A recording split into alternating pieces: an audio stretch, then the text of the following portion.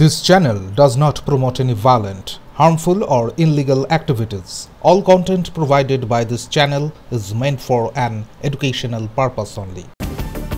উচ্চ মাধ্যমিক পরীক্ষায় ব্লকের শীর্ষস্থান অধিকারীদের বাড়ি গিয়ে সংবর্ধনা দিলেন বারাবণীর বিধায়ক বিধান উপাধ্যায়।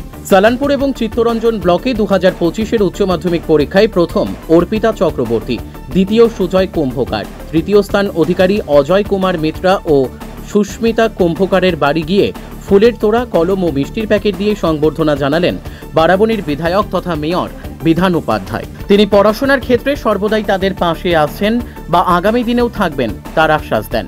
সালানপুর ব্লকে আমাদের ছোট্ট ছোট্ট ভাই বোনেরা যারা প্রথম, দ্বিতীয়, তৃতীয় 4 জন হয়েছে, খুব ভালো রেজাল্ট করেছে, তাদেরকে আজকে আমরা এসেছিলাম আমাদের মমতা বন্দ্যোপাধ্যায়ের নির্দেশে, আমাদের নেতা অভিষেক বন্দ্যোপাধ্যায়ের যেভাবে সবসময় মানুষের সাথে, মানুষের পাশে থাকার জন্য যেটা বারবার বলছেন, তো তাদের নির্দেশে আমরা এসেছিলাম আমাদের এই স্টুডেন্টগুলোকে, ভাই বোনদেরকে আমরা একটু সম্মান জানাতে। তিনি বলেন, এরাই দেশের ভবিষ্যৎ, তাই মুখ্যমন্ত্রী মমতা বন্দ্যোপাধ্যায় ও অভিষেক বন্দ্যোপাধ্যায়ের নির্দেশ মতো তাদের মনোবল বৃদ্ধি করতে সংবর্ধনা দেওয়া হলো।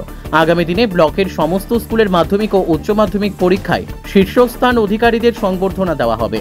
তাছাড়াও এদিন তিনি রূপনারায়ণপুর গ্রাম পঞ্চায়েতের অন্তর্গত রূপনগরে একটি হাইমার্স লাইট ও একটি সাবমার্সেল পাম্পের উদ্বোধন করেন এবং হিন্দুস্তান কেবলস ড্যাম্পের সামনে একটি স্বাস্থ্য শিবিরেরও উপস্থিত ছিলেন।